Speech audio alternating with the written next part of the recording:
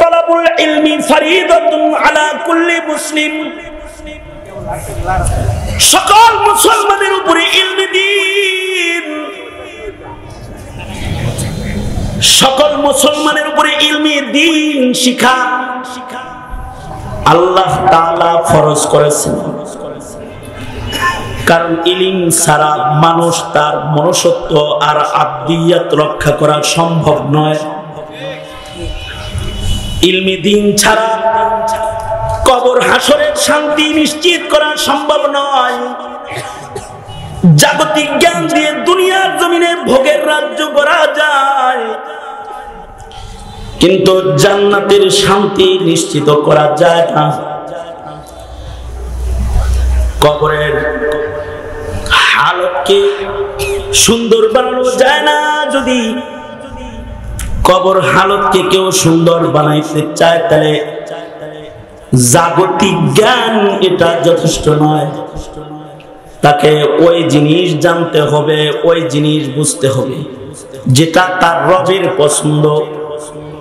আমার শক্তি আছে একটা কাজ করার, কিন্তু আমার রবেরও পছন্দ না করাটার নাম হলো গোলামি। আমার শক্তি আছে একটা দিকে যাওয়ার, কিন্তু আমার রবের অপছন্দ না যাওয়ার নামই হলো গোলামি।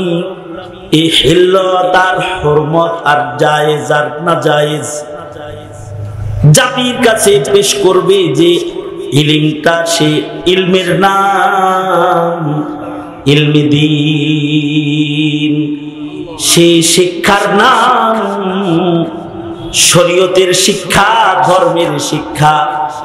এই শিক্ষা ছাড়া আল্লাহ পাকের বিধান জানা সম্ভব নয়। এই শিক্ষা ব্যতিরেকে আল্লাহ পাকের বান্দা হওয়াও আমাদের জন্য সম্ভব নয়।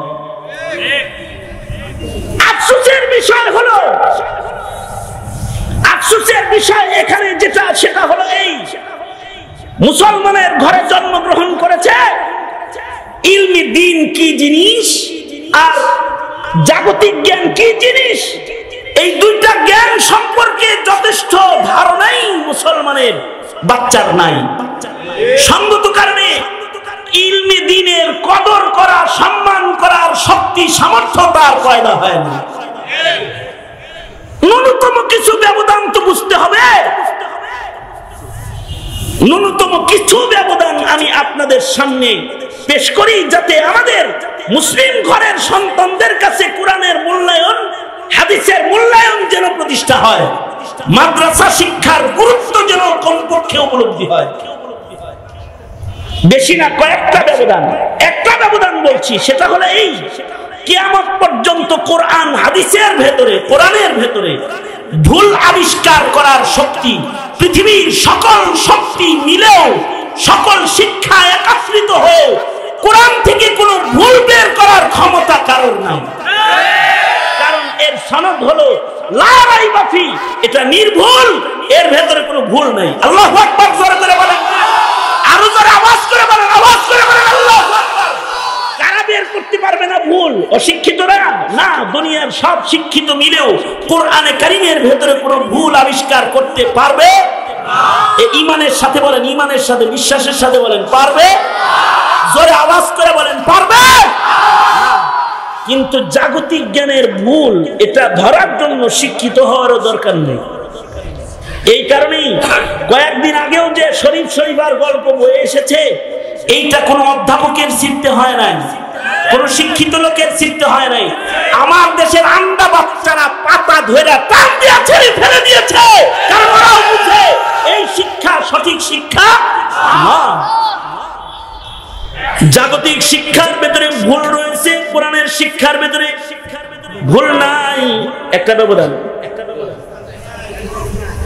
জাগতিক শিক্ষার উপরে ঈমান আনা জরুরি না, কিন্তু ধর্মের শিক্ষার উপরে যদি কারো ঈমান না থাকে, তাহলে সে বেঈমান। ঠিক আস্তে করে বললেন কেন? এই কারণে বাচ্চাদেরকে মক্তবে গেলে পড়ায়, আমার সাথে বলেন আমানতু বিল্লাহি ওয়া মালাইকাতিহি ওয়া কুতুবিহি ওয়া রুসুলিহি ওয়াল ইয়াউমিল আখিরি ওয়াল কদরি খাইরিহি ওয়া শাররিহি মিনাল্লাহি তাআলা ওয়াল বাসি বাদাল মাউত। তার মানে আল্লাহর উপরে যেমন ঈমান আনতে হয়, আল্লাহর কিতাব কোরআনের উপরেও ঈমান আনতে হয়, নবীর হাদিসের উপরেও ঈমান আনতে হয়। কেউ যদি বলে হাদিস মানি না, বেঈমান। কেউ যদি বলে যে সে হাদিস মানে না, সে কি? জোরে বলেন, আরো জোরে আওয়াজ করে বলেন। এই সিদ্ধান্ত কি মৌলবীর নাকি আপনাদের? সবার। এই সিদ্ধান্ত আল্লাহর। এই সিদ্ধান্ত কার? হাদিস মানে না, তাহলে সে নবী মানে না। ঠিক কিনা? জোরে আওয়াজ করে বলেন। তার মানে হাদিসের উপরে ঈমান না রাখলে সে বেঈমান। আর কেউ যদি বলে আল্লাহর কোরআনের উপরে বিশ্বাস সে রাখে না, তাহলে সে বেঈমান। মুনকিরে হাদিসেরও ঈমান নাই, মুনকিরে কোরআন যে তারও ঈমান নাই। কোরআনের একটা নুক্তা, একটা অক্ষর যদি কেউ অবিশ্বাস করে, তাহলে তার ঈমান নাই। সুতরাং আমরা কোরআনের উপরেও ঈমান রাখি, হাদিসের উপরেও ঈমান রাখি। কারা কারা রাখি? এক হাত রাখি না দুই হাত রাখি? কম রাখি না পুরা রাখি?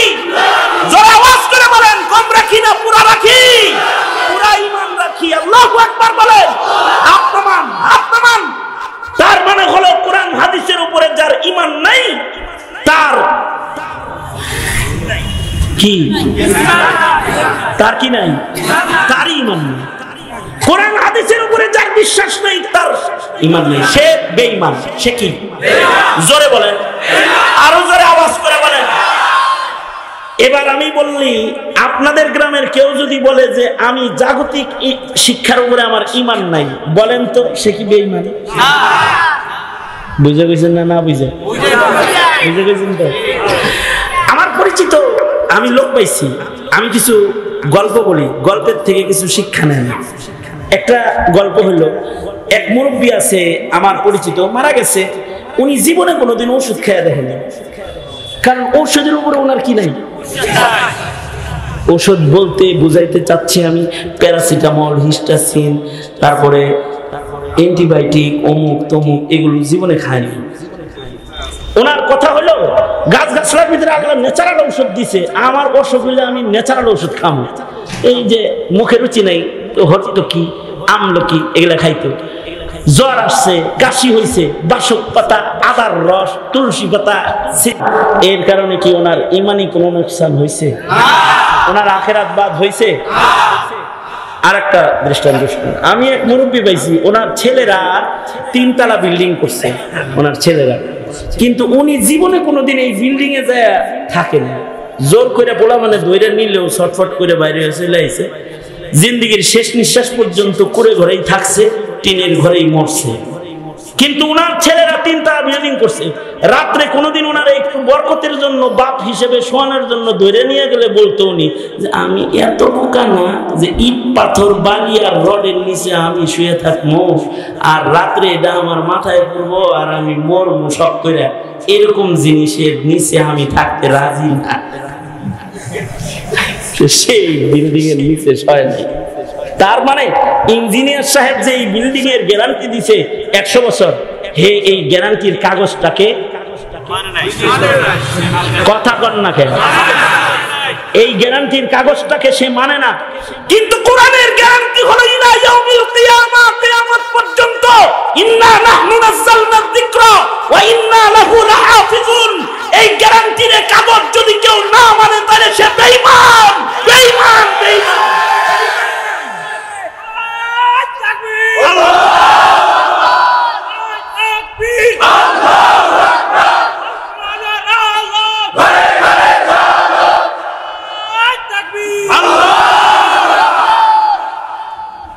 কোরআনের গ্যারান্টি না মানলে সে কি? জোরে আওয়াজ করে বলেন, সে কি? জোরে বলেন। কিন্তু সে নাকি মানলো না? কি কিচ্ছু হয় না, বরঞ্চ দুনিয়াতে একই হিসাবে মর্যাদা পাওয়ার সম্ভাবনা আছে। বলকের বাদশা হক ছেড়ে দিয়ে জঙ্গলে থাকে নাই, দাম কি কমছে না বাড়ছে? হ্যাঁ, অবশ্যই আমরা মানি যে এই গ্যারান্টি ঠিক আছে, প্রুফড, এটা প্রমাণিত গ্যারান্টি। তারপরেও উনি মানে নাই, তাতে তো ওনার ঈমান যায় না। আমাদের এক মুরব্বি বলতেন যে উকালতি কেউ রে বানাইস না রে, উকিল বানাইস না কেউ রে। কি লেগে? তো উনি এক উকিলের নাম শুনলি আউযুবিল্লাহ নাউযুবিল্লাহ যা ওনার মুখস্থ আছে সব করতো, অথচ উনি অ্যাডভোকেট সাহেব। তো ওনাকে যদি বলা হয় শিক্ষিত একটা লোক, এর নাম শুনলে নাউযুবিল্লাহ আস্তাগফিরুল্লাহ দি পরে নাউযুবিল্লাহ মিনাশ শাইতানির রাজিম, এগুলো কি হইছে? আপনি কয় যে এই শিক্ষাটা আমার মতে দরকার নেই ওনার মধ্যে। আমি কই যে যদি এই শিক্ষা না হয় তাহলে কোর্ট চলবো কেমনি? উকিল ছাড়া তো মামলা মুভ হবে না। এই যে মামলা মুভ করাটার যে তরিকাটা, এটাই মানববোধ রচিত। কারণ যুক্তি দিয়া দোষীকে নির্দোষ বানানো হবে, আর নির্দোষকে দোষী সাব্যস্ত করে ফাঁসির রশি অথবা জেলখানার কুঠুরি তার মরার জায়গা বানায় ফেলা হবে। এতে বিচার বিভাগ চলবে কেমনে? কোরআন দিয়ে চলবে। কেউ যদি খুনি হয় তাহলে তাকে কিসাস কায়েম করবে, কেউ যদি জিনাকার হয় তাকে সঙ্গে সার করবে, কেউ যদি চোর হয় তাহলে তার হাত কেটে দিবে। অপরাধের বিচার প্রমাণিত হবে, করে ফেলবে। যুক্তি দিয়া মামলা 100 বছর চালাইয়া কোন জিনিসকে ঝুলায় রাখার দরকার, এটা মানব রচিত, এটা আল্লাহর পছন্দের কাজ না। এটা হলো ওনার কথা বলতেছি আমি। তাহলে উনি যদি এটা না মানে, এর দ্বারা সে বলতেছে যে আমি কোরআনিক বিচার চাই। কারণ যুক্তি দিয়া টাকার বিনিময়ে মামলা চলতে থাকবে, আর নির্দোষ দোষী হবে, আর দোষী আজাদ ঘুরবে। এইটা আমি ঈমান রাখি না। যদি বলে ঈমান রাখি না, তাতে কি তার ঈমান নষ্ট হবে? আখিরাত নষ্ট হবে? কিন্তু কেউ যদি বলে কোরআনের বিচার মানি না, এই যে কোরআনে যে বিচারগুলো আছে এগুলো মানি না, যদি এই কথা কেউ বলে, বলুন তো তার ঈমান থাকবে না যাবে? আরো জোরে আওয়াজ করে বলেন। তাহলে এটা হলো 2 নম্বর ব্যবধান। আমি বললাম জাগতিক জ্ঞানের উপরে বিশ্বাস না রাখলে আখিরাত বরবাদ হয় না, কিন্তু ইলমে দ্বীনের উপরে কারোর যদি ঈমান না হয়, কারোর যদি বিশ্বাস পয়দা না হয়, ঈমানদারের দপ্তর থেকে তার নাম চলে যায়। বহু মুসলমান ঘরের সন্তান, ওদের ইলমে দ্বীনের উপরে ঈমান নাই, কারণ ওরা নাস্তিক, ওরা মুরতাদ। কথা বলেন, আওয়াজ করে বলেন, ঠিক করে বলেন। কারণ ইলমি দ্বীনের উপরে যে বিশ্বাস রাখতে হয়, এই বুঝ ওদের বাবা মা ওদেরকে দেয় নাই। মনে রাখতে হবে, কোরআন থেকে আসা ইলমি দ্বীন এমন একটা শিক্ষার নাম, যার উপরে বিশ্বাস স্থাপন করে প্রত্যেক মুমিনকে মুমিন হতে হয়। 2 নাম্বার হলো, পৃথিবীর সব শিক্ষা ধ্বংস করা সম্ভব, ধ্বংস হয়ে যাওয়া সম্ভব, কিন্তু কিয়ামত পর্যন্ত আল্লাহর দ্বীনের শিক্ষা ধ্বংস করা পৃথিবীর কোনো পরাশক্তির জন্য সম্ভব নয়। কারণ পৃথিবীর সকল শিক্ষা বস্তু নির্ভরশীল, আর আল্লাহর শিক্ষা আল্লাহ তাআলা আসবাবের দ্বারা হেফাজত করবেন না, এটাকে আল্লাহ তাআলা আল্লাহর কুদরত দিয়ে হেফাজত করবেন। আমি সন্ধ্যার পরে যে মাহফিলটায় কথা বলেছি, ওইদিকে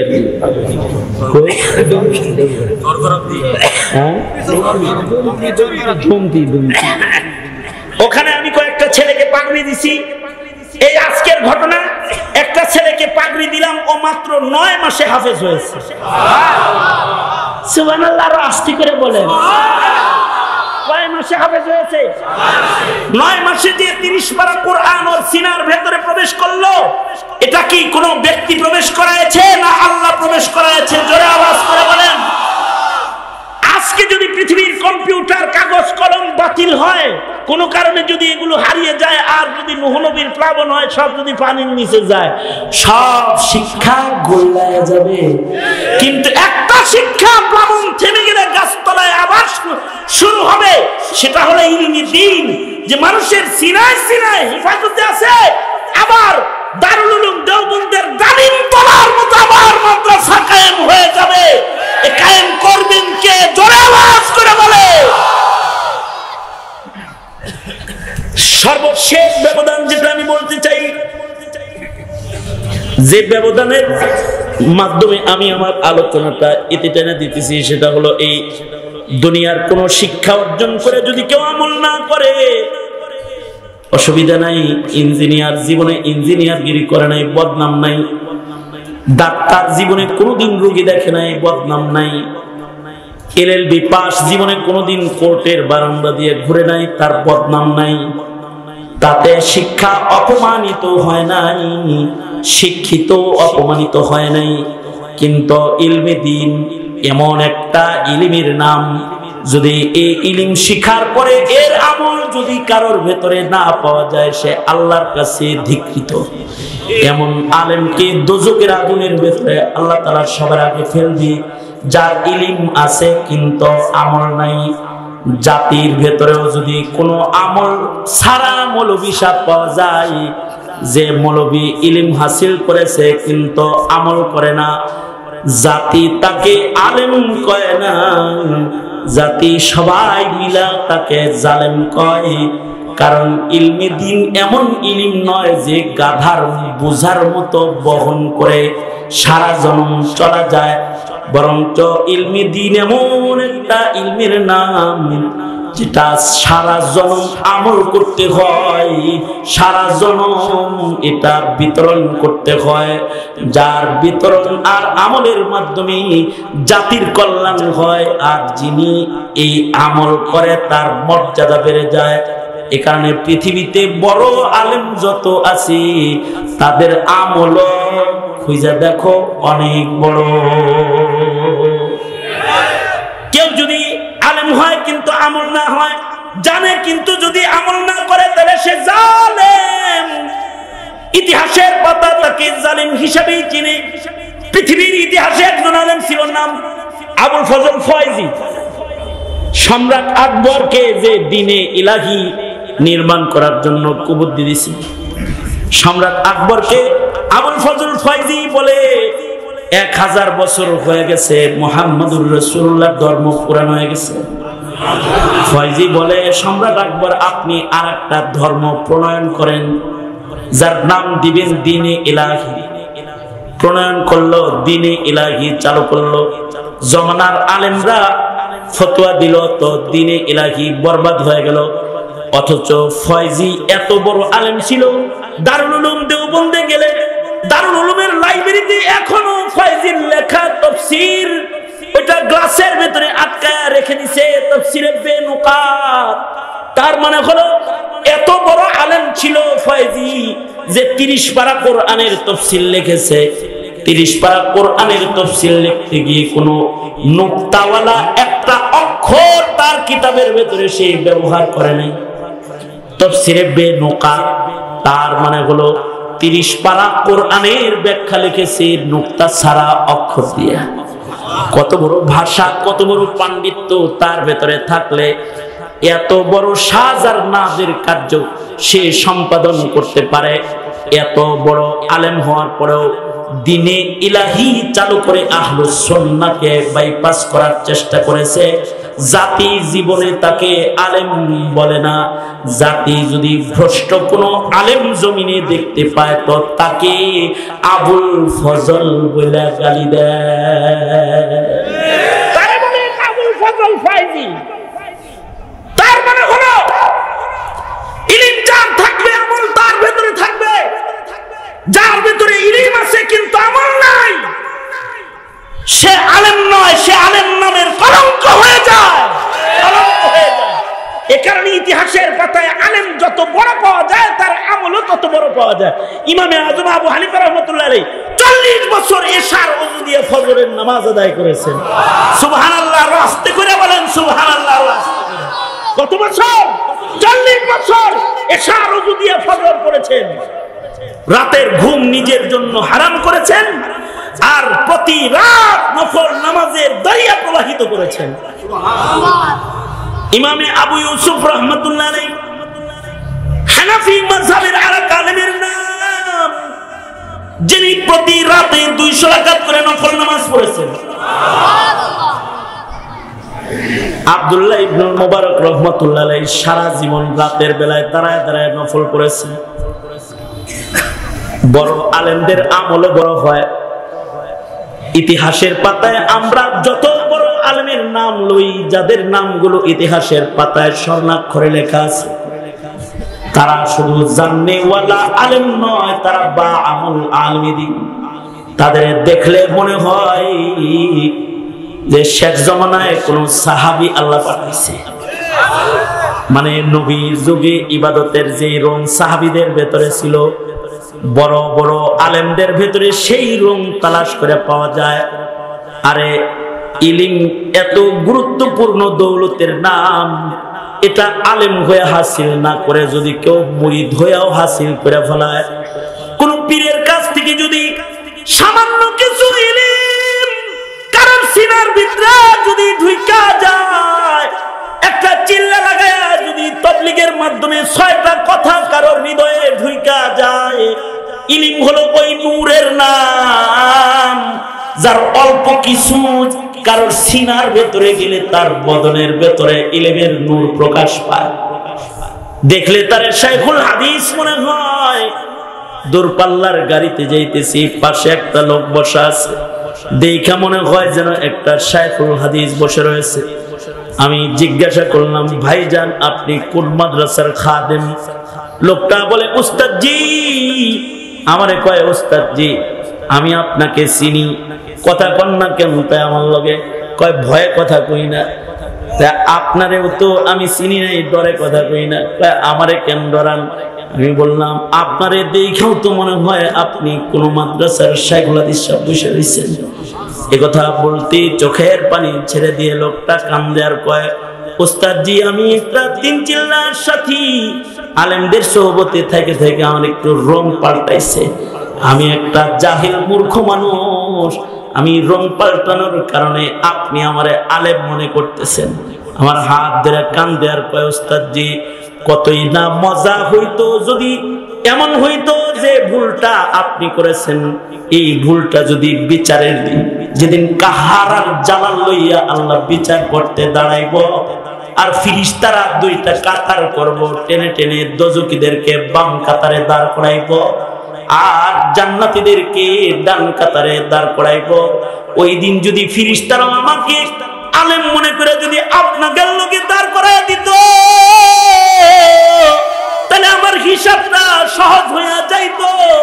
এই কথা বইলা যখন হাউমাউ করে কাঁদতেছে, আমি বুকে জড়ায় ধরে বললাম, ভাইজান ভয় নাই, ভয় নাই। রাসূল বলেছেন, মান তাশাব্বাহা বিকাউমিন ফাহুয়া মিনহুম। আল্লাহর রাসূল বলেছেন, যার সাথে যার রঙের মিল হবে, ময়দানে মাহশারে আল্লাহ তাআলা তাকে তার সাথে দাঁড় করায় দিবে। কাউকে যদি নেককারের মতনও দেখা যায়, ময়দানে মাহশারের নেককার হিসেবে তাকে ডান কাতারে দাঁড় করায় দিবে। আর যদি কাউকে মুসলমানের ঘরে জন্মায় যদি ইহুদির মতন দেখা যায়, যদি নাসারার মতন দেখা যায়, তাহলে কিন্তু ইহুদ নাসারার দলের ভেতরে ধাক্কা দিয়ে পাঠায় দিবি। সঙ্গত কারণে অল্প ইলমও যদি কারোর ভিতরে আসা যায়, তার ভেতরে যে ইলমের নূর গুলা আসা যায়, এই নূরের কারণে ওই মানুষটা আলেমের নকলকারী হয়ে আল্লাহর জান্নাতি বান্দা হয়ে কিন্তু কবরে চলে যায়।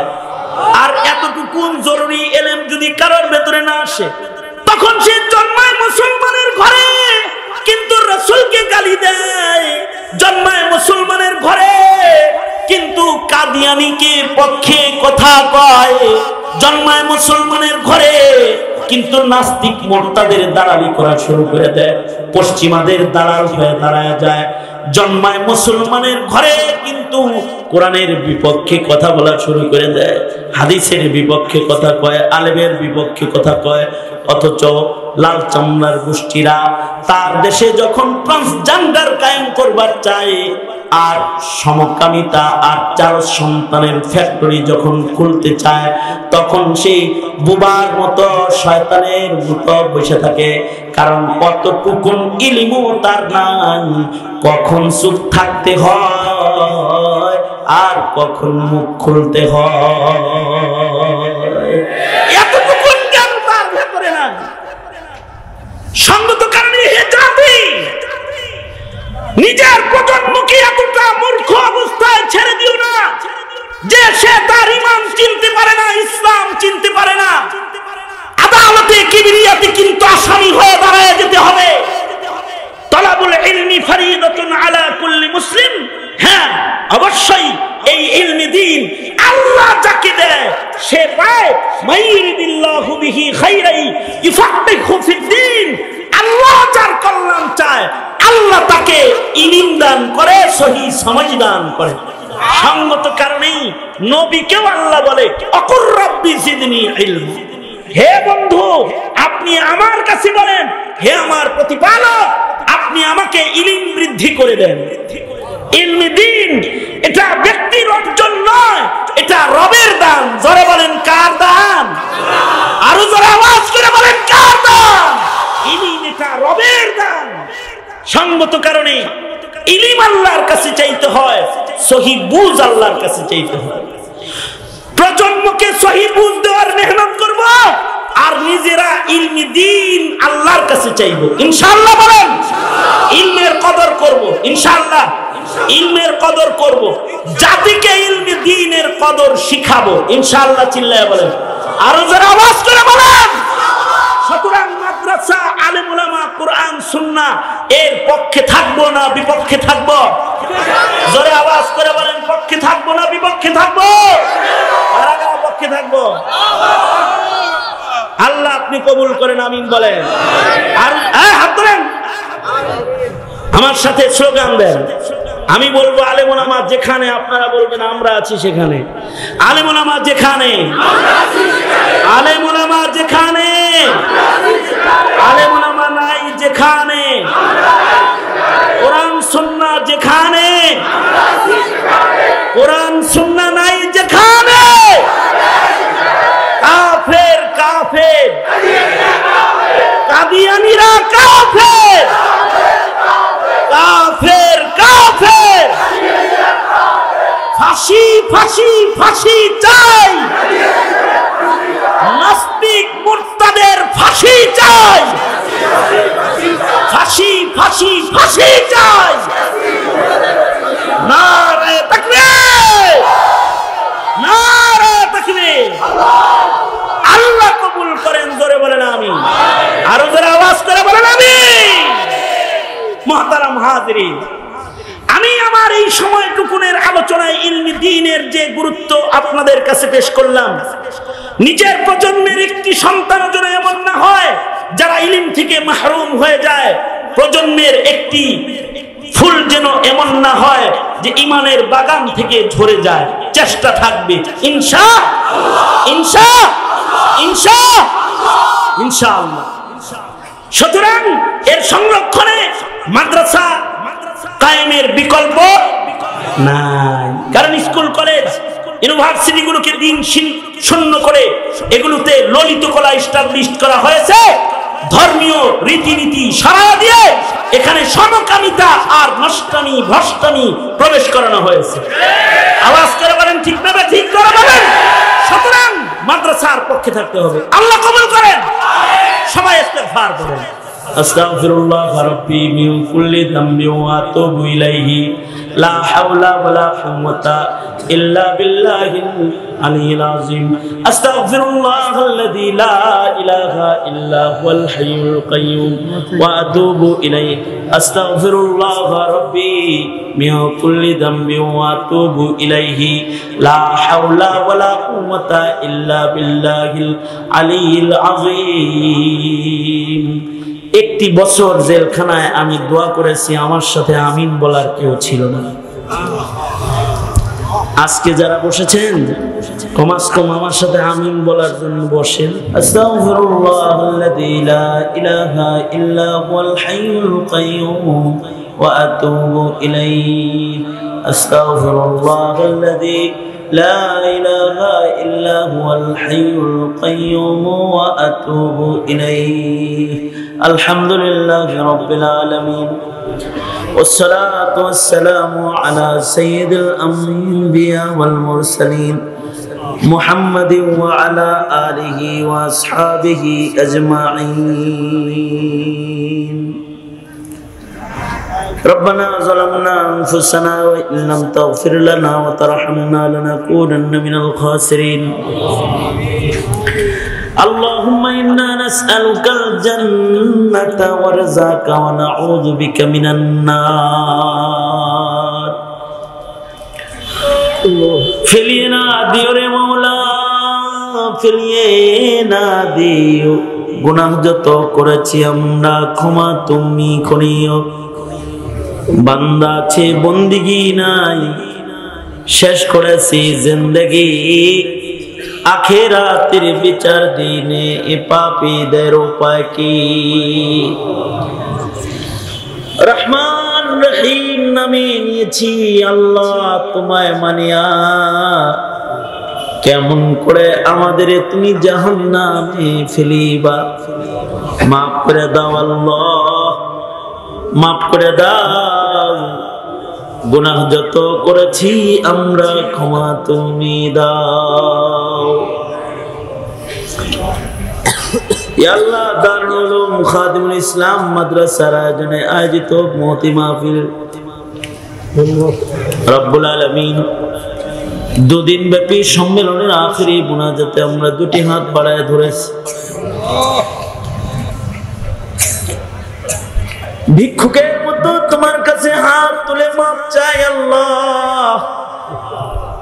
জিন্দগির যত গুনাহ খাতা আমরা করেছি ও আল্লাহ, আমাদের জীবনের সব গুনাহ তুমি মাফ করে দাও আল্লাহ। জেনে না জেনে অন্ধকারে আলোয় গোপনে প্রকাশ্যে যত পাপাচার করেছি ক্ষমা করে দাও।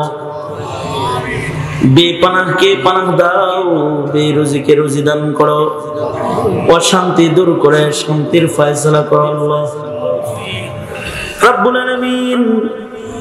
বহু আকাবির মুরব্বীরা আমার সাথে দুইটা হাত তুলেছে। মাদ্রাসার প্রতিষ্ঠাতা মুহতামিম শেখ হুজুর বয়োবৃদ্ধ মানুষ, সামানার কুতুবদের জিয়ারত তার হয়েছে। রাব্বুল আলামিন বয়োবৃদ্ধ মানুষরাও উপরে নিচে বসে আছে, যারা তোমার ওলি পিয়ারা বুজুর্গদের জিয়ারত করেছে। রাব্বুল আলামিন ভিক্ষুকের মতো তাদের নিয়ে হাত তুলেছে। মেহেরবানি করে আজকের দোয়া কবুল আর মঞ্জুর করে নাও আল্লাহ রাব্বুল আলামিন। কার কি হাজাত, কার কি জরুরত, সব তুমি জানো আল্লাহ। সকলের মনের নেক বাসনাগুলো পূরণ করে দাও রাব্বুল আলামিন। বেপানাহকে পানাহ দাও, বেরুজিকে রুজি দাও, শান্তি দূর করে শান্তির ফয়সালা করে দাও। চাকরিজীবীর চাকরিতে বরকত দাও, অভাবীর অভাব দূর করে দাও, অসুস্থকে সুস্থ করে দাও, সন্তানহীনের সন্তান দাও, ছেলে নাই ছেলে দাও, মেয়ে নাই মেয়ে দাও। রিজকে হালালের ভিতরে অঢেল বারাকাত তুমি দান করো আল্লাহ। বুড়াদের হযরত আবু বকর বানায় দাও, যুবকদের জওয়ানি তোমার কাছে আমানত দিয়ে গেলাম। যৌবনের গুনাহ থেকে ধরে ধরে তাদের রক্ষা করো আল্লাহ রাব্বুল আলামিন। পর্দার আড়ালের মা বোনদের হযরত ফাতেমা খাদিজা বানায় দাও।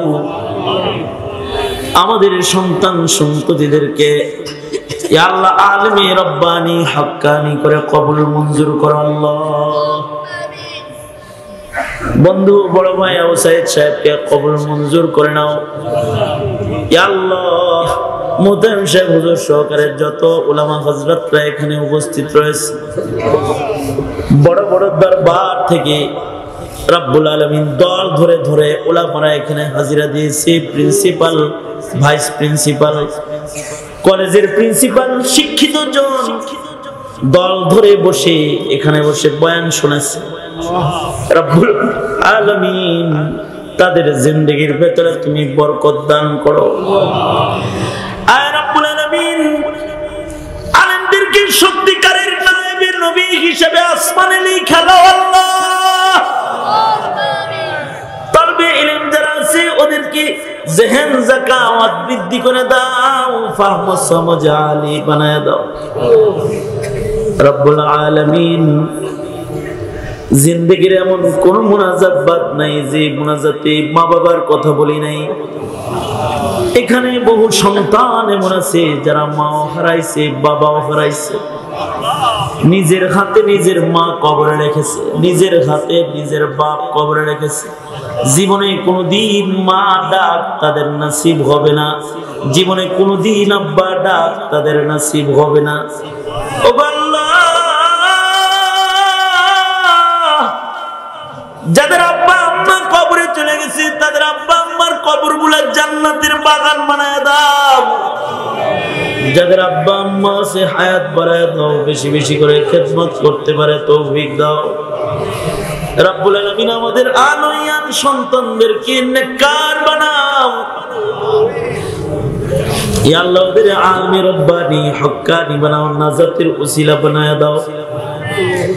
এই শহরের সকলের ভেতরে ভাতৃত্ব বন্ধন আরো মজবুত বানায় দাও রব্বুল আলামিন। একে অপরকে সাহায্যকারী, সহযোগিতা, ভালোবাসা প্রকাশকারী হিসেবে আরো বেশি ভাতৃত্বের বন্ধন মজবুত করে দাও আল্লাহ রব্বুল আলামিন। উলামা সংগঠনগুলোকে কবুল মঞ্জুর করে নাও ইয়া আল্লাহ। বাতিলের আক্রমণ থেকে এই সমাজ, এই দেশকে তুমি হেফাজত করো। জিন্দানখানায় বন্দী আলেমদের মুক্ত করে দাও। মজলুম ফিলিস্তিনের মুসলমানদের জন্য মদদ পাঠায় দাও আল্লাহ। মসজিদুল আকসাকে আজাদ করে দাও। কাশ্মীর ইয়া আল্লাহ আজাদ করে দাও রব্বুল আলামিন। সারা দুনিয়ার যত মুসলমানরা নির্যাতিত, নিপীড়িত, তাদের জন্য মদদ পাঠায় দাও আল্লাহ। আয় রব্বে কারীম, জানি না কোন দোকানের কাফন আমাদের জন্য রেডি হয়ে গেছে, কোন সবের বাস না জানি পেকে গেছে, কখন জানি মসজিদের কোনার পালকি বাড়ির দুয়ারে দাঁড়ায় যায়। ওগো আল্লাহ, কবরের পালকি পাঠাইবার আগে আমাদের নাম তোমার প্যারা বান্দার দপ্তরে উঠায় দিও আল্লাহ। আয় মালিক, বড় আদর করে না বানাইছ, দোজকি বলে আবার ডাক দিও না আল্লাহ। আদর রিয়া মানুষ আল্লাহ বানায়া, কেমনি দেবা জাহান্নামে ফেলিয়া। মাফ করো, মাফ করো আল্লাহ বান্দারে, তুমি যদি মাফ না করো যাব কার কাছে। ইয়া আল্লাহ, জিন্দেগীর সব গুনাহ মাফ করে দাও আল্লাহ। এই মাদ্রাসা কিয়ামত পর্যন্ত কবুল মঞ্জুর করে নাও। যত মাদারিস খানকা আছে আবাদ করে দাও ইয়া আল্লাহ। সকল প্রকারের দ্বীনি মেহনতের ভিতরে বরকত দান করো। আল্লাহুম্মা জাআল সারানা আলা মান যালামনা ওয়ানসুরনা আলা মান আদানা ওয়ালা তাজআল মুসিবাতানা ফি দীনিনা ওয়ালা তাজআলিদ দুনিয়া আকবার হাম্মিনা ولا مبلغ علمنا ولا غاية رغبتنا ولا تسلط علينا من لا يرحمنا اللهم زدنا ولا تنقصنا وأكرمنا ولا تهنا وأعطنا ولا تحرمنا وآثرنا ولا تؤثر علينا اللهم إنا نعوذ بك من الفتن ما ظهر منها وما بطن اللهم إنا نعوذ بك من إبليس وجنوده ومن الشيطان والشرك اللهم اجعلنا من التوابين واجعلنا من المتطهرين واجعلنا من عبادك الصالحين الغر المحجلين الوفد المتقبلين اللهم أعنا بالعلم وزينا بالحلم وأكرمنا بالتقوى وجملنا بالعافية نسألك دوام العافية وتمام العافية والشكر على العافية اللهم أرزني بقضائك وبارك لي فيما قدر لي حتى لا أحب تعجيل ما أخرت ولا تأخير ما عجلت اللهم إنا نسألك الرضا بالقدر والفوز في القضاء ونزل الشهداء وعيش السعداء ومرافقة الأنبياء والنصر على الأعداء اللهم اكفناه بما شئت اللهم إنا نجعلك في نحورهم ونعوذ بك من شرورهم يا الله বন্ধু বড় ভাই আওসাইদের সন্তানকে আলেম রব্বানি হক্কানি বানায় দাও পরিবার পরিজন যারা রয়েছে তাদেরকে আমন সালামত দাও আরো দোস্ত আহবাব যারা দোয়া চেয়েছে যারা দোয়ার আশা রাখে দোয়ার হক রাখে ওগো আহকামুল হাকিমিন সকলের হকে তুমি দোয়া কবুল মঞ্জুর করে নাও سبحان ربك رب العزة عما يصفون وسلام على المرسلين والحمد لله رب العالمين